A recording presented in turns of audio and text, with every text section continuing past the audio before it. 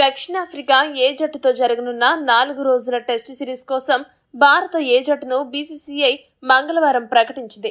ఈ సిరీస్తో గాయం నుండి పూర్తిగా కోలుకున్న wicket keeper batter Rishabh Pant తిరిగి మైదానంలోకి అడుగు పెడుతున్నాడు. అతన్ని కెప్టెన్ గా నియమించారు. ఈ సిరీస్ లో భాగంగా 4 రోజుల మ్యాచ్లు జరగనున్నాయి.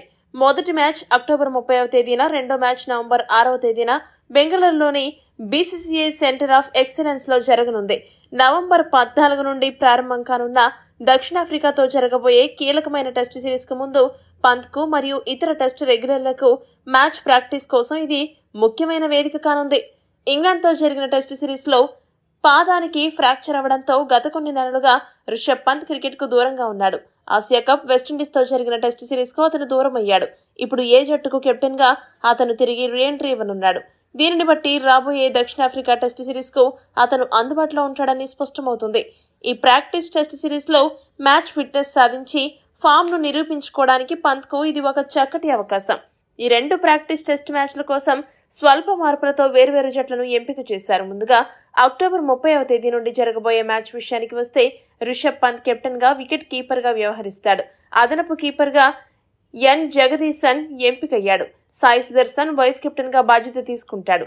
స్పెషలిస్ట్ బ్యాటర్లుగా ఆయుష్ మాత్రే, దేవదత్ పడిక్కల్, రజత్ పాటీదార్ వ్యవహరిస్తారు. ఆల్రౌండర్లుగా ఆయుష్ బదోని, సారాంశ్ జైన్ ఎంపికయ్యారు. స్పెషలిస్ట్ బౌలర్లుగా హర్ష్ దూబే, తనుష్ కోటియన్, మానవ్ సుతార్, అన్షుల్ కంబోజ్, యష్ ఠాకూర్లు జట్టుకి సేవలందించనున్నారు. ఆస్ట్రేలియా సిరీస్, అలానే దేశవాళీ సిరీస్ లో ఆడుతున్న కొంతమంది ఆటగాళ్లు మొదటి టెస్ట్ లో ఆడలేకపోయారు. ఈ ఆటగాళ్లందరూ కూడా నవంబర్ 6వ తేదీన జరగబోయే 2వ టెస్ట్ లో పాల్గొంటారు. 2వ టెస్ట్ స్క్వాడ్ విషయానికి వస్తే రిషబ్ పంత్ వికెట్ కీపర్ గా, కెప్టెన్ గా వ్యవహరిస్తాడు. అదనపు వికెట్ కీపర్ గా ధ్రువ్ జురెల్ ను సెలెక్ట్ చేశారు.